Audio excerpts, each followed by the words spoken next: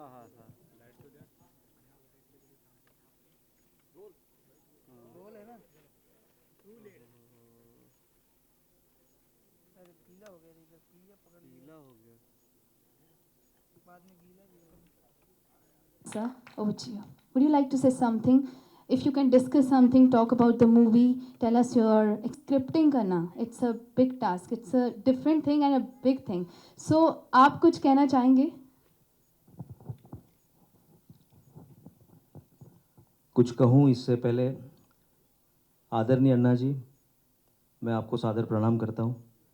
मनिंदर जी, गोविंद जी, मेरी technical team, साथियों,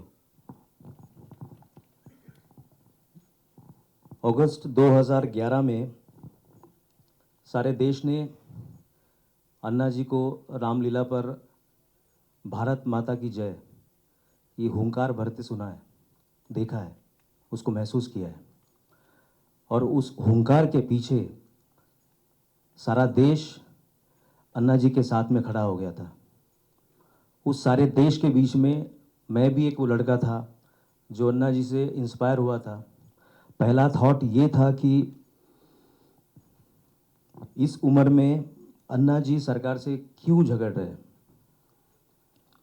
जब रात को अन्ना जी ने कहा कि जब तक सरकार मुझे आंदोलन के लिए जगह नहीं देगी मैं जेल से बाहर नहीं निकलूँगा, मुझे ऐसा लगा ये आदमी दुनिया में जो भी सोचे वो कर सकते हैं। और भारत माता की जय बोलते से ही सारा देश जिस आदमी के पीछे खड़ा हो जाता था, एज ए आदमी, as a writer, as a character, मुझे ये सोचने पे मजबूर कर दिया कि ऐसी क्या ताकत है इस खासियत में, इस शख्सियत में क्या खासियत है जिसके एक आवाज़ में इतनी ईमानदारी है, इतनी सच्चाई है कि सारा देश अन्ना अन्ना करने लगा था। और वो रीज़न था कि मेरे अंदर के राइटर को ऐसा लगा कि अगर इनकी जर्नी मैं खोज पाऊँ तो एक फिल्म बन सकती है। और जब मैंने जर्नी खोजनी शुरू की, 1.25 साल 1.5 साल में भिंगार, रालेगन, तिहाड़ जेल, काफ़ी जगह गया, तो मुझे ऐसा लगा कि ये स्टोरी, अन्ना जी की स्टोरी जो है, ये इंडिपेंडेंस के बाद की भारत की आज़ादी के बाद की भारत की स्टोरी है। भारत का जो रियल विकास है उसकी स्टोरी है। अन्ना जी की जो सक्सेस है, अन्ना जी की जो शख्सियत है, वो हिंदुस्तानी मिट्टी की सक्सेस है। हम सब लोग सक्सेस के पीछे भागते हैं लेकिन उसके साथ में बाय प्रोडक्ट में दुख पाते हैं। अन्ना जी के हमेशा कहते हैं कि मुझे जब भी मैं सोता हूँ मुझे नींद की गोली लेने की ज़रूरत नहीं होती। तो वो सक्सेस, एक ऐसी शख्सियत जो हमारे देश के नौजवानों को एक हीरो की ज़रूरत है, जो फिर से हमें एक बार हमारे हिंदुस्तानियत की बात दे, वो शख्सियत अन्ना जी में है। मुझे पूरा विश्वास है कि ये फिल्म देखने के बाद हमारे देश का नौजवान फिर से एक बार एक नई सोच लेके खड़ा हो जाएगा। ये रीज़न था मैंने अन्ना जी पे फिल्म बनाने का सोचा।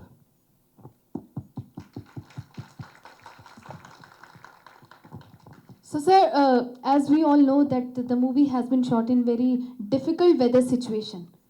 Would you like to? हमने तो सिर्फ एक्सपीरियंस किया है। मैं तो ये सोचता हूँ अन्ना जी ने ज़िंदगी कैसी जी होगी। जब जब मैं शूटिंग करता था, हम तो 1-2 दिन शूटिंग करते थे, मैं सोचता था अन्ना जी ने इतने साल यहाँ कैसे गुजारे होंगे। एवरी मोमेंट हमने बहुत मतलब वो जर्नी जब शूट करते थे हम, वो हम काफ़ी बाद में लेंथ में डिस्कस करेंगे। 5 साल हुए ये सपना देखा था, आज ये सपना पूरा होने को है। अभी आप लोगों ने ट्रेलर देखा, बहुत से लोगों की मेहनत होती है इस सिनेमा बनने के पीछे। आज मैं अपने टेक्नीशियंस का, अपने एक्टर्स का थैंक यू कहना चाहता हूँ। फिल्म सिर्फ कलाकारों से नहीं बनती, फिल्म बनाने को बहुत सा पैसा लगता है।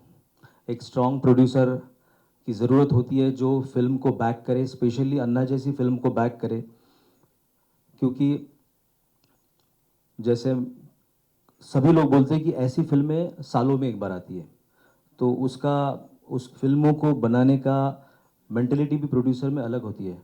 तो मैं इस वक्त हमारे इस फिल्म के निर्माता मनिंदर जी जैन को मैं सादर यहाँ आह्वान करता हूँ कि प्लीज़ आइए और अपने 2 शब्द कहिए। स्क्रिप्ट हम लोगों ने देखी तो एक 9 साल के बच्चा जब वो झूठ बोलता है और उसकी माँ उसको बताती है और किस तरह संस्कार देती है, वो सब चीज़ आप इस फिल्म में देखेंगे।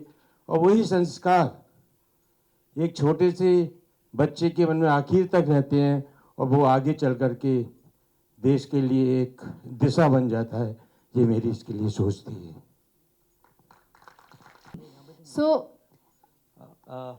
मैं अभी, मेरा सौभाग्य है कि इस फिल्म में गोविंद सर जैसे एक एक्टर ने हमारे साथ काम किया है, बहुत ही अच्छा परफॉर्मेंस किया है। मैं गोविंद जी से रिक्वेस्ट करता हूँ कि प्लीज़ सर आप डायस पे आइए। Thank you. Please welcome sir. और हमारे जो दूसरे मित्र यहाँ पर मौजूद हैं उनको मेरा हृदय से अभिनंदन। ये सचमुच मेरी खुशनसीबी है कि आज अन्ना जी हमारे सामने हैं, मैं अन्ना जी के साथ हूँ। ये मेरी खुशनसीबी है, बल्कि हम सबकी खुशनसीबी है कि अन्ना जी के ऊपर फिल्म बनी। ये मेरी खुशनसीबी है कि इस फिल्म में मैंने भी एक अहम किरदार निभाया है, निभाने का मुझे मौका मिला है। खुशनसीबी इसलिए कि अन्ना जी हमारे आदर्श हैं, आज के टाइम के हमारे आदर्श हैं, आज के टाइम की जनरेशन के आदर्श हैं, हमारी ताकत हैं। इसी वजह से पूरा हिंदुस्तान उनके साथ खड़ा हो गया था, आज भी खड़ा है।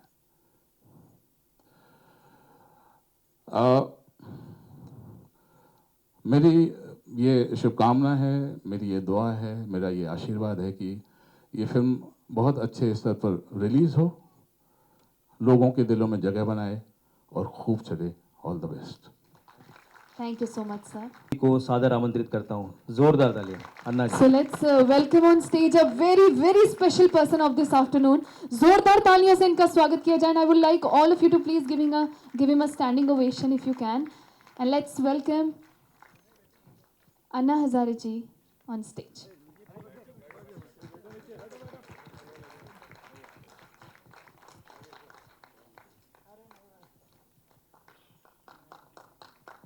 साथी जी अन्ना जी हमारे साथ हैं। Thank you.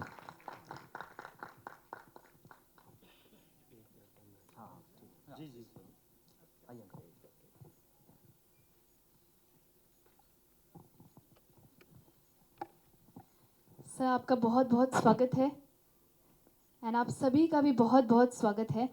तो यहाँ पर डेफिनेटली बहुत सारे क्वेश्चन हैं जो आप सभी पूछना चाहते हैं, जो मैं भी पूछना चाहती हूँ, और आई एम श्योर आप लोग भी बहुत कुछ इस मूवी के बारे में हमें भी बताना चाहते होंगे।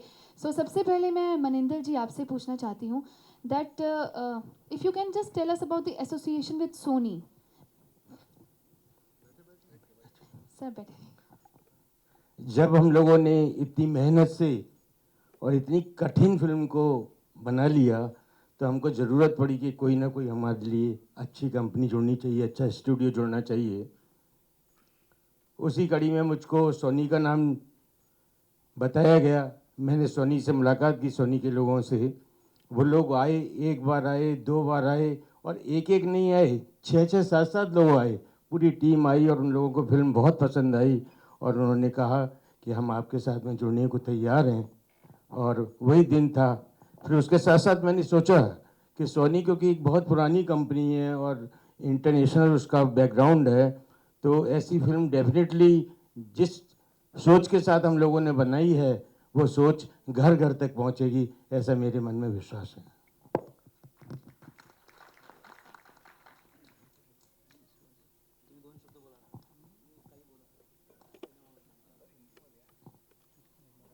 सर बैठे रहिए सर, इट्स ओके, बैठे रहिए, कोई बात नहीं। अन्ना हजारे जी, हम सबसे पहले ये बताएं आपको मूवीज में दिलचस्पी है? सिनेमा?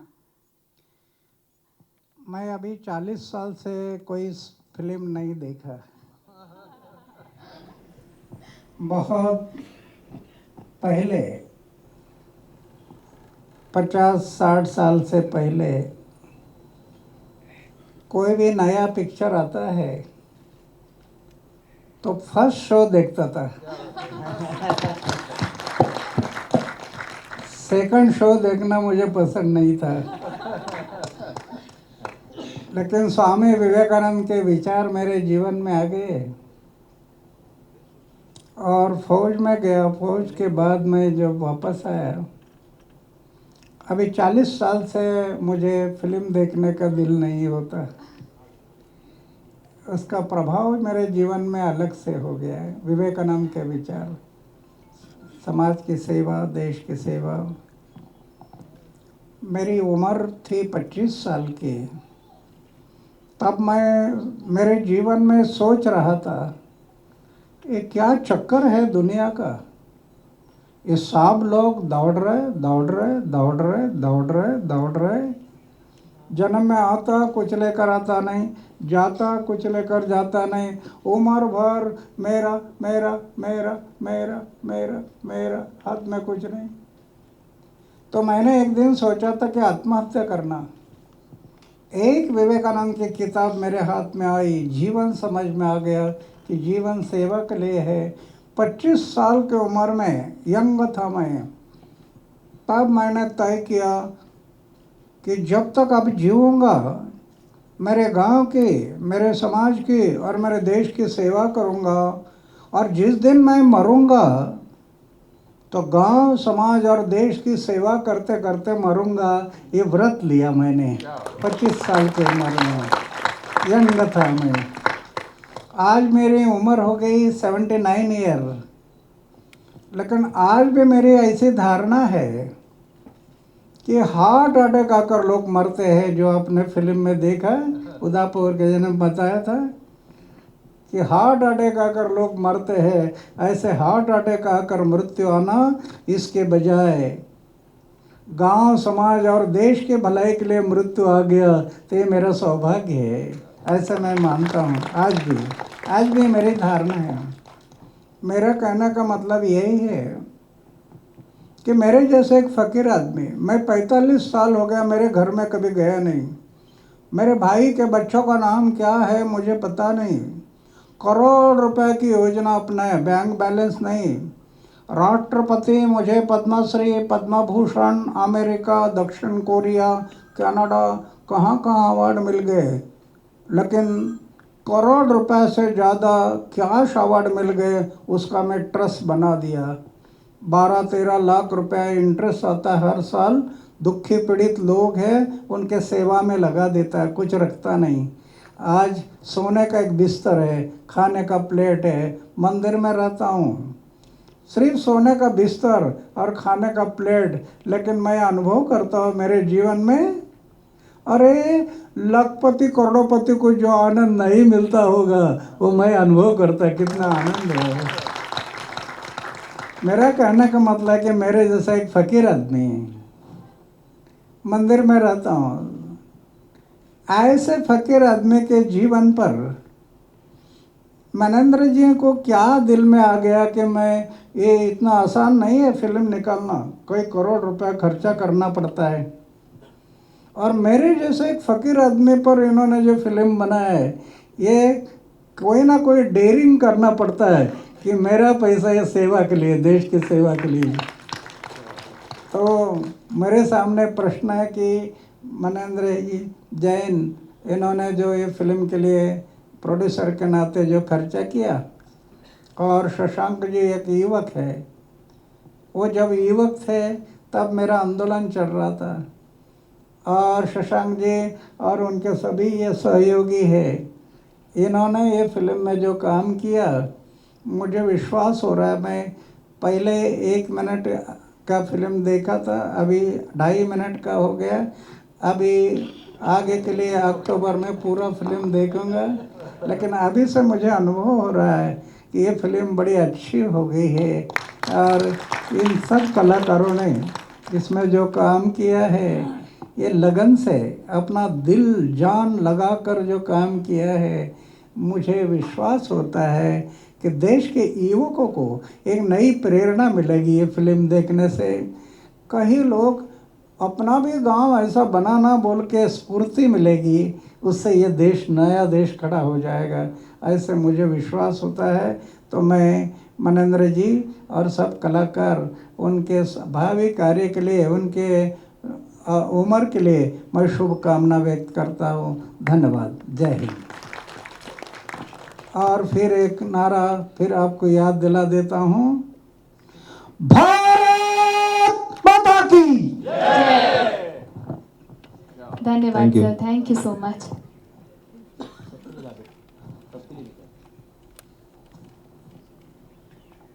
शशांक जी, आपसे मैं ये पूछना चाहती हूँ कि इस फिल्म में मतलब कई ऐसे मैसेजेस होंगे। अन्ना जी एक इंस्पिरेशन है हमारी यूथ के लिए, काफ़ी लोगों के लिए। तो आपको क्या लगता है कि कोई एक ऐसा मैसेज जो आप चाहते हैं कि इस फिल्म के ज़रिए हमारी जनरेशन तक पहुँचे, ऐसा कोई एक मैसेज? अन्ना जी का हर पल जो है ना, मैं ये कहना चाहता हूँ कि अगर आप अन्ना जी के साथ 5 मिनट अगर वक्त गुजार ले, आपके ज़िंदगी की दिशा और दशा दोनों बदल जाएगी। इनके पास देने के लिए इतना अच्छा है। अगर एक बात मुझे पूछी जाए कि अन्ना जी के लाइफ से क्या निकल सकती है, तो मुझे ऐसे लगती है हम सब जीवन में कुछ हासिल करने के लिए दौड़ रहे हैं। जो अभी अन्ना जी ने कहा कि सब कुछ जीवन में मेरा मेरा मेरा मेरा, तो ये जो हासिल करने की जो दौड़ है, वो दौड़ गलत नहीं है, क्योंकि हम ऐसे सिस्टम में रह रहे हैं कि जहाँ सफलता पैसा सब कुछ ज़रूरी है, लेकिन उसका रास्ता जो हम लोगों ने अपनाया है उसका सब्स्टिट्यूट हो सकता है। एक ऐसा सब्स्टिट्यूट हो सकता है कि जिसमें जो बाय प्रोडक्ट है, दुख है, तकलीफ़ें हैं, ईर्ष्या है, इन चीज़ों से आप बच सकते हो। हम सब लोग शांति की खोज में रहते हैं, शांति हमारे पास रहती है और हम शांति दुनिया में मंदिरों में, मस्जिदों में, गिरजाघर में और कहीं ढूंढते रहते हैं। लेकिन जब तक हमारा मन मस्तिष्क शांत नहीं होगा, शांति हमें कहीं नहीं मिलेगी।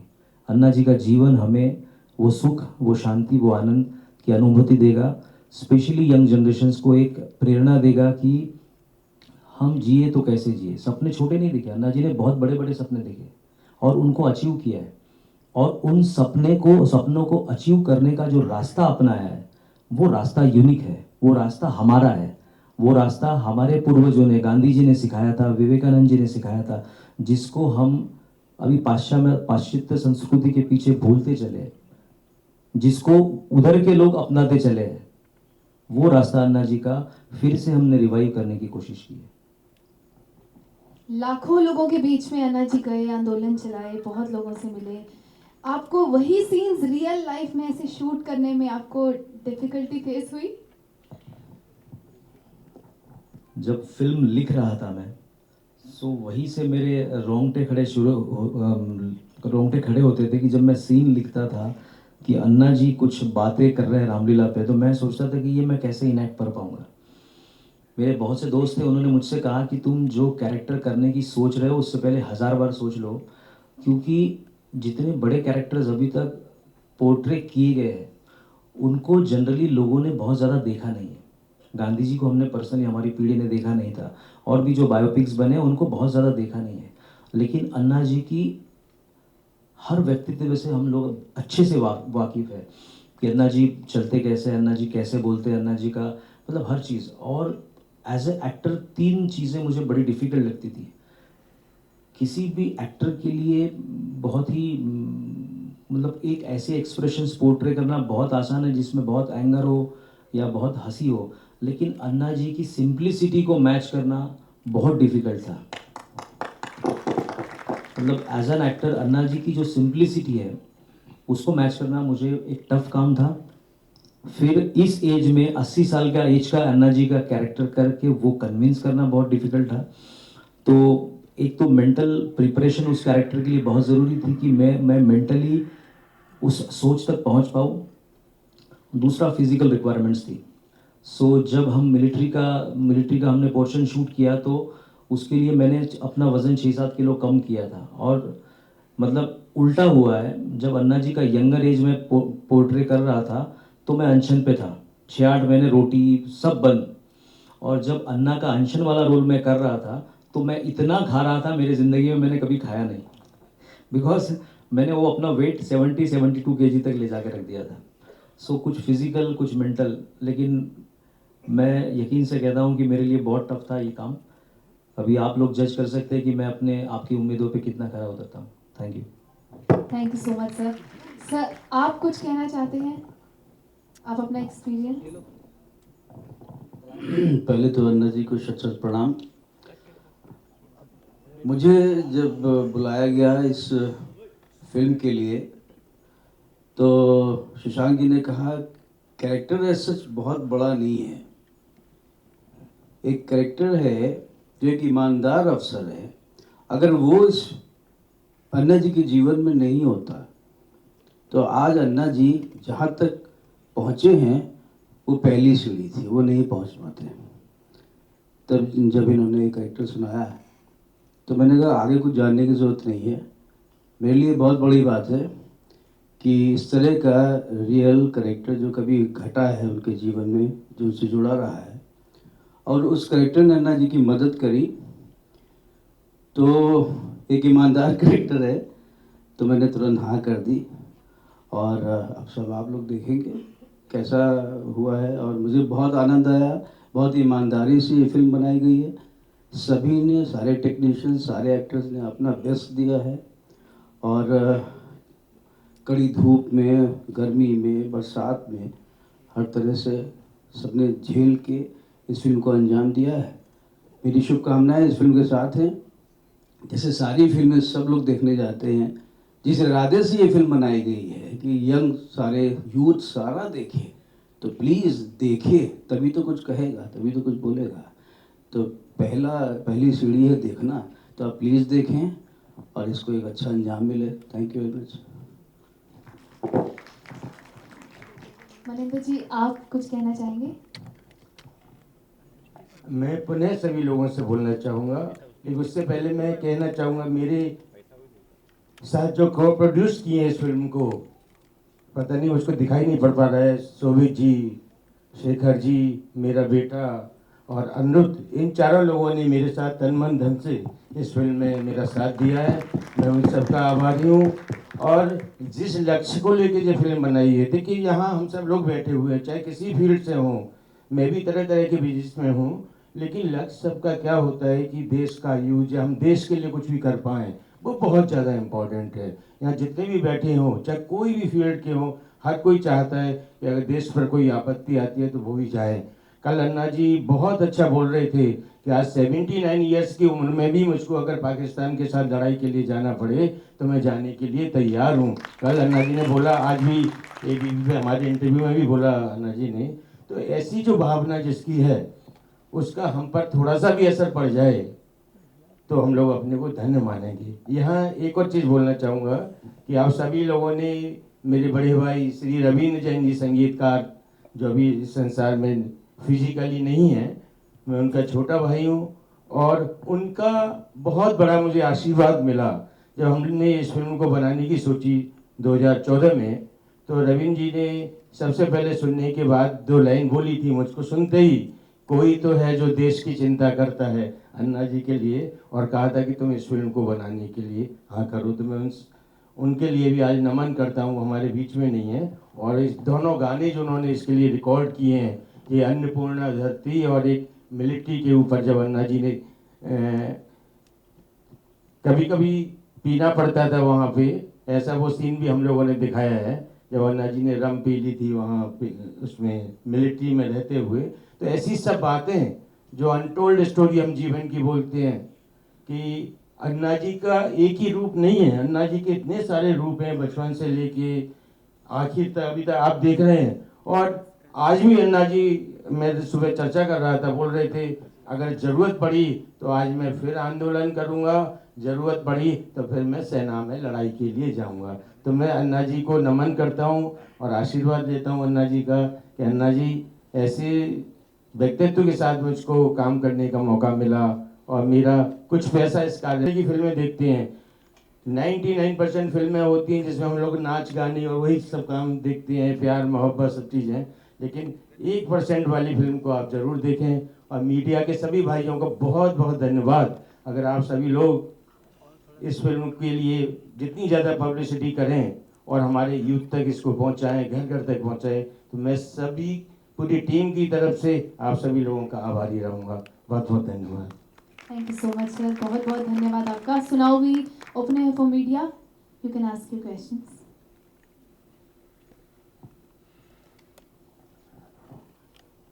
Definitely as a director I it's a full time job.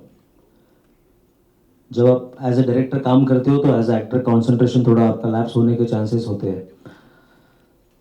मैंने 10 बार सोचा था कि ये काम कैसे करना चाहिए, लेकिन जब मैं ये फिल्म लिख रहा था, अन्ना जी की स्टोरी समझ रहा था, अन्ना जी ने एक अकेले दम पे इतना बड़ा इतिहास जब बना दिया, तो मैंने सोचा जिस आदमी पे फिल्म कर रहा हूँ अगर वो फिल्म ईमानदारी से पहुँचानी है तो मुझे उस फिल्म को, अगर मुझे लगता है कि मैं एज एन एक्टर जस्टिफाई कर सकता हूँ, तो मुझे ये काम ज़रूर करना चाहिए.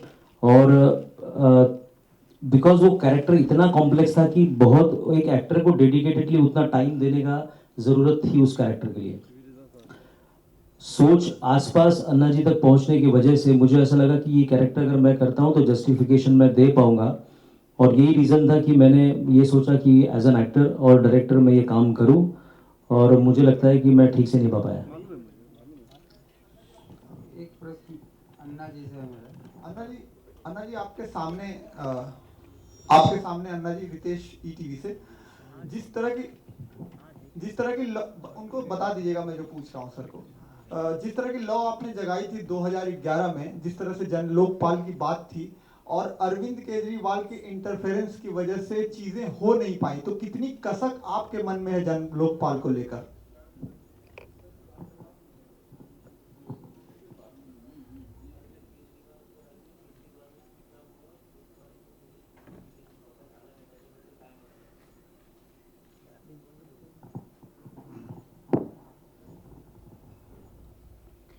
नहीं, उसका कारण ये है कि आखिर सरकार होती है, उनके दिल में ये बात आना जरूरी होती है.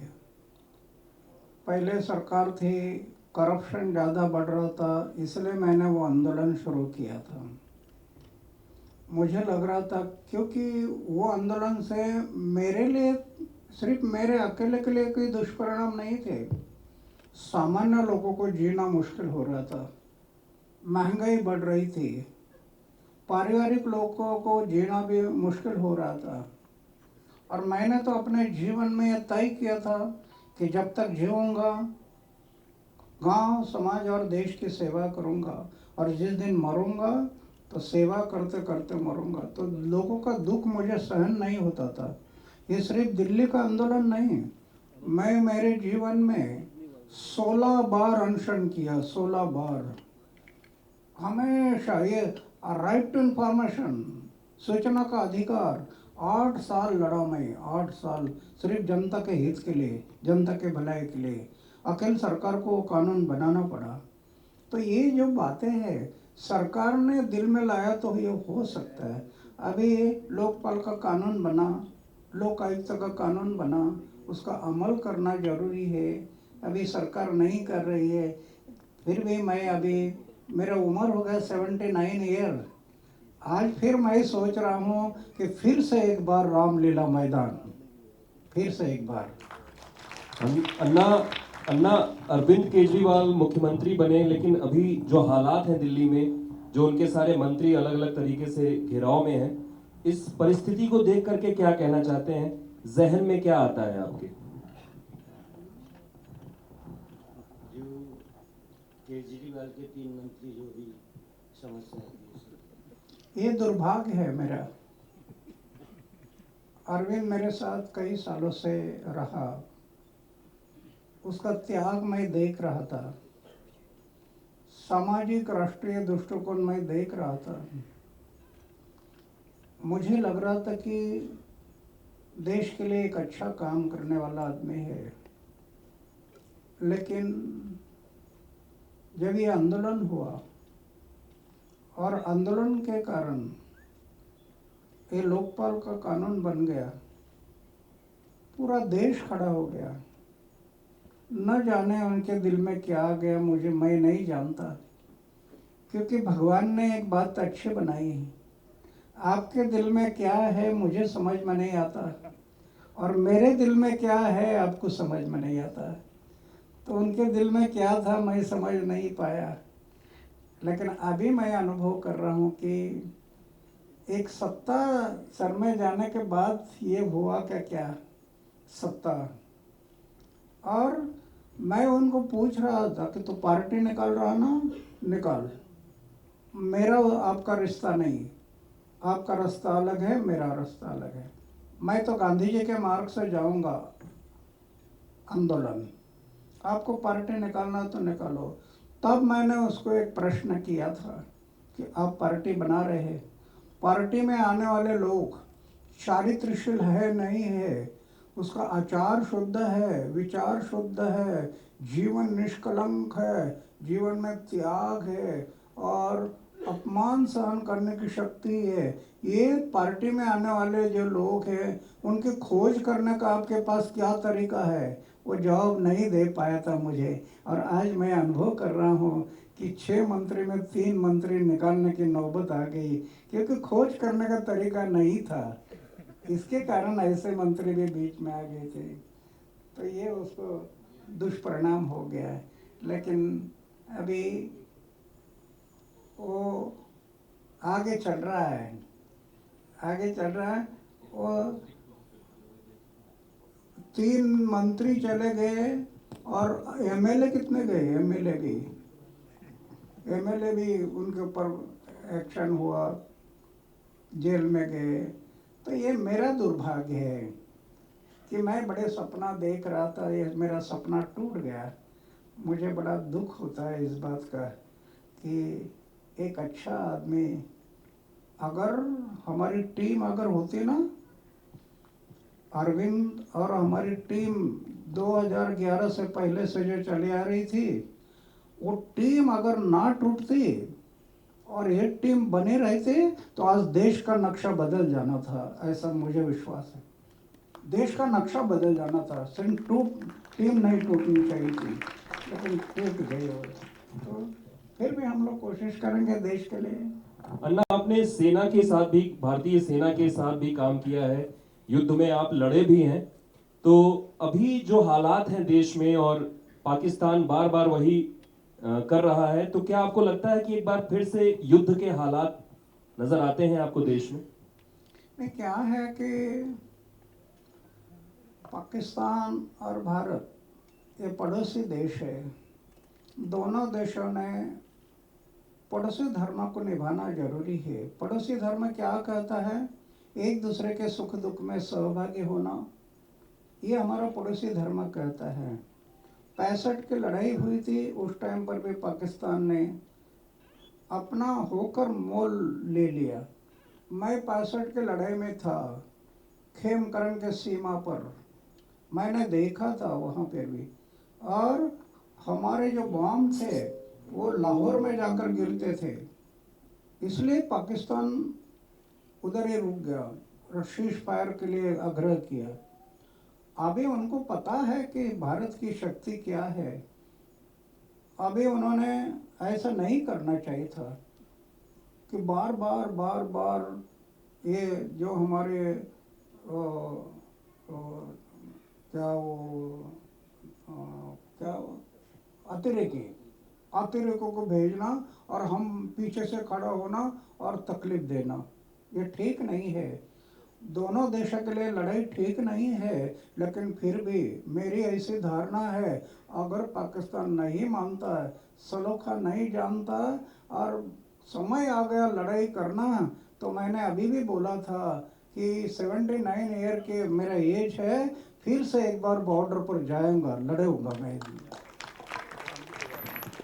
Small urgent announcement. मेरी मीडिया से रिक्वेस्ट है, please stick to the question related to the movie, please, it's a request. Thank वो यू। आपने कई सवाल पहले ही पूछ लिए हैं, तो वो सवाल ऑलरेडी हो चुके हैं, इसलिए हम लोग कुछ अलग सवाल भी पूछ रहे हैं। अन्ना साहब, आपको एक होटल में रुकने को कहा गया था, लेकिन आपने मंदिर में रहना स्वीकारा, इसके पीछे की क्या वजह है इस प्रेस कॉन्फ्रेंस से पहले? तुम्हाला हॉटेलमध्ये थांबायला सांगितलं होतं, पण तुम्हाला हॉटेलमध्ये थांबायला सांगितलं होतं, पण तुम्ही मंदिरात थांबलात, का कारण? हॉटेलच्या ऐवजी मंदिरात थांबला तुम्ही. हॉटेलमध्ये कुठे? नाही, मंदिरात थांबले ना आपण, हरे राम हरे कृष्ण. हाँ। तर का तुम्ही हॉटेलच्या ऐवजी? नहीं, वो क्या है, मैं तो होटल में जाता नहीं। अभी इतना घूमता हूँ, लेकिन होटल में खाना भी नहीं खाता, क्योंकि ये सब इधर का चम्मच उधर, उधर का चम्मच इधर जाता है, इसलिए मुझे ठीक नहीं लगता है। अभी मनेंद्र जी ने एक पवित्र जगह बोल के उधर मेरी व्यवस्था की थी। मेरा और आश्रम ये अभी तक मैं बहुत दिन पहले एक बार आया था, फिर से अभी मैं आया नहीं था, लेकिन मनेंद्र जी ने इधर रुकना है बोल के मेरे उधर रहने के लिए सुविधा की थी, इसलिए मैं वो वहाँ पर रुक गया था। एक अच्छा पवित्र जगह है।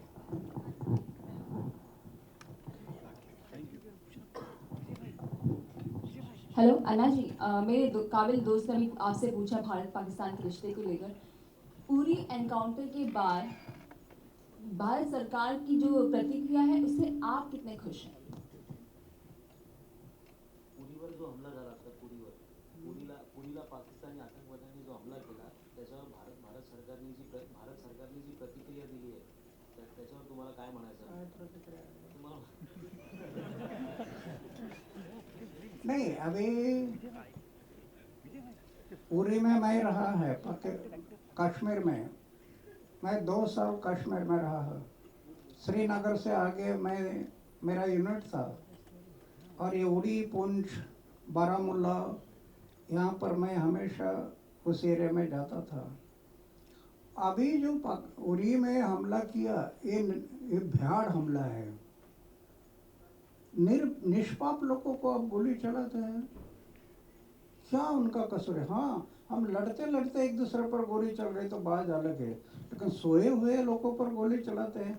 तो ऐसे स्थिति में सरकार ने जो अपना स्टेटमेंट दिया, मैं उसका समर्थन करूंगा।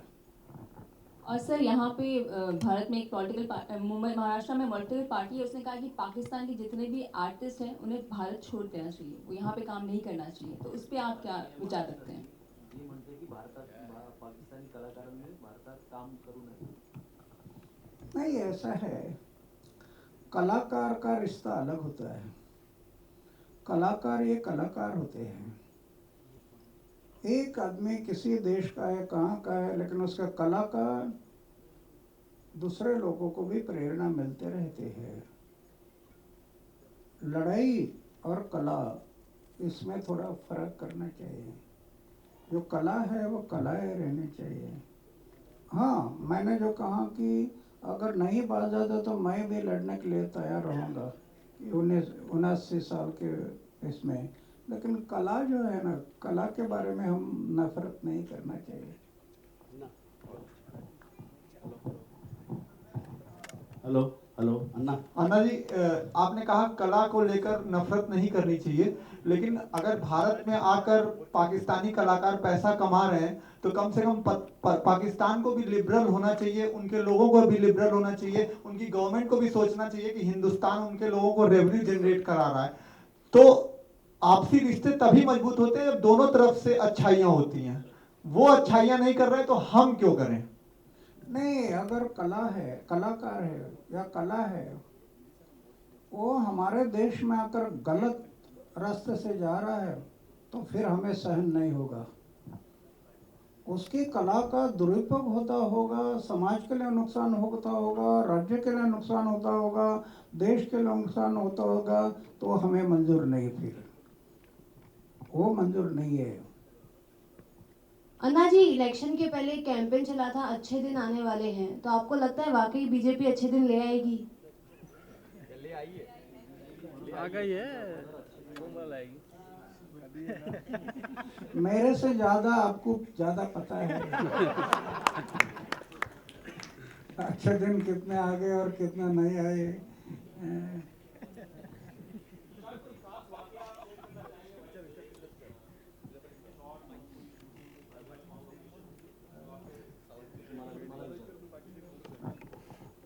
फिल्म के दौरान काफ़ी वाक़यात हुए हैं कि जो सच में हमारे, मतलब जैसे अन्ना जी ने भी कहा कि अन्ना जी कश्मीर, लद्दाख, काफ़ी जगह पे काफ़ी साल अन्ना जी ने बिताए हैं।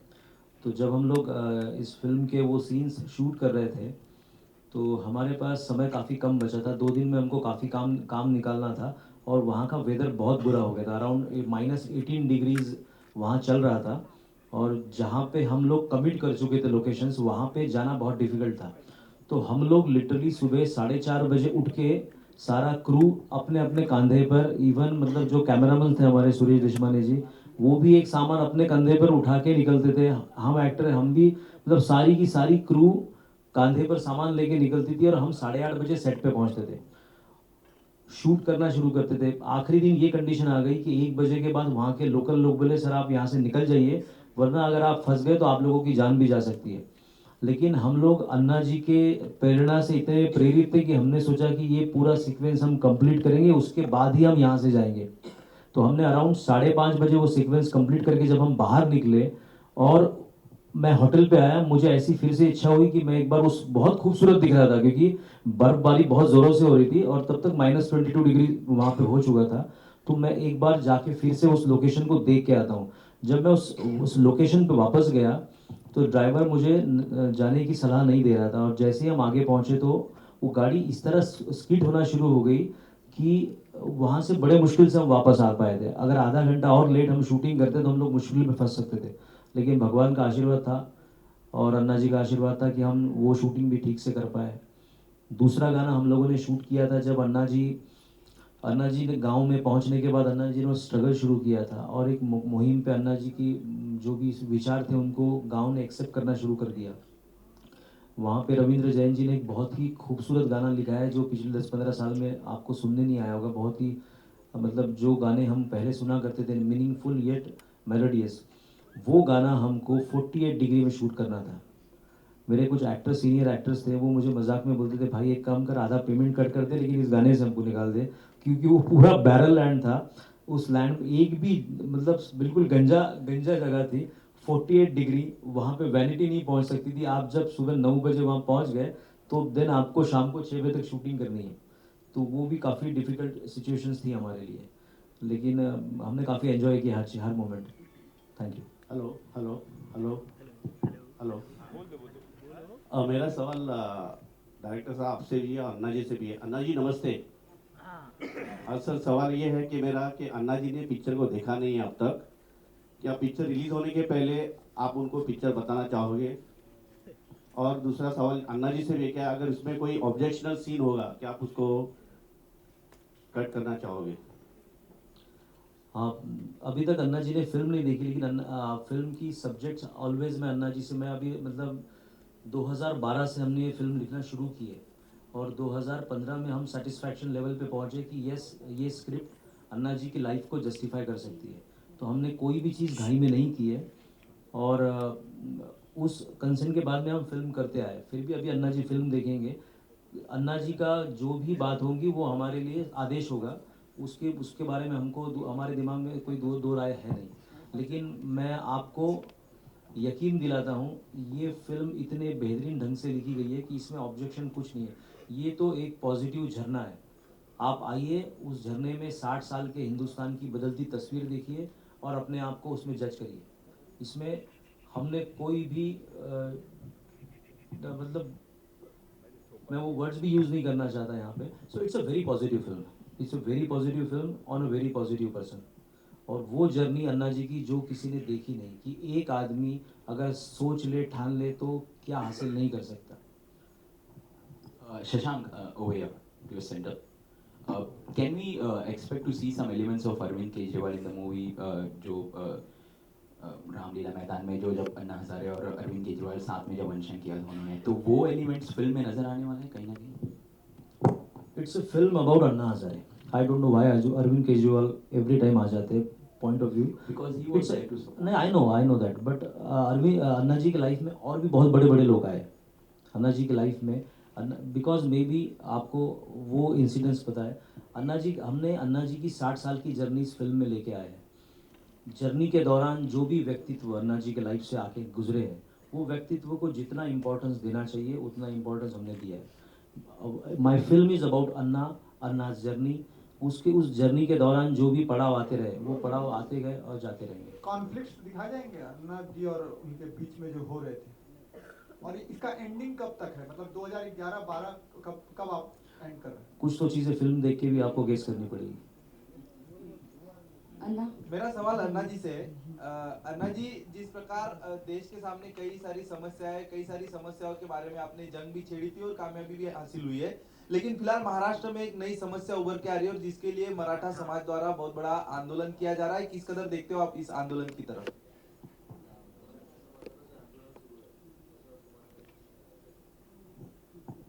अन्ना जी कोई कमेंट्स नहीं करना चाहते.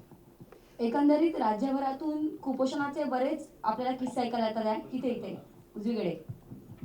उजवीकडे इथे. हां. एकंदरीत आपल्याला राज्यभरातून असे अनेक कुपोषणाचे किस्से समोर येतात. त्याच्याविषयी तुमची काय भूमिका आहे? माझी अण्णांची.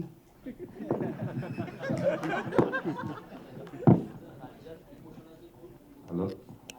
त्याच्या दृष्टीने स्वातंत्र्याच्या 79 वर्षानंतर 69 वर्षानंतर या देशात कुपोषणाची समस्या वाढणं हे दुर्दैवी बाब म्हणावं लागेल. राज्यकर्त्यांनी याच्यावर गांभीर्याने विचार करणं आवश्यक आहे की कुपोषण वाढू नये. खास करून ही जी बालकं आहेत ही आमची राष्ट्रीय संपत्ती आहे, तिचं जतन करायला पाहिजे. म्हणून याचा विचार राज्यकर्त्याने करणं आवश्यक आहे असं आम्हाला वाटतं.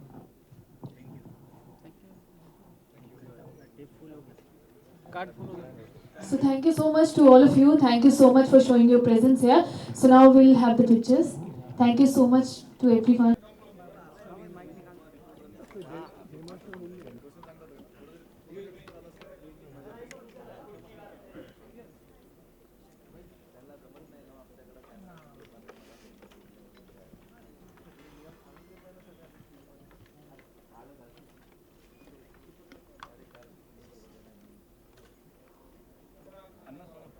अन्ना सुनो, ये मोनो नीचे पे ना महेश ले ले सुनो बोल बोल पुष्कर अन्ना सुनो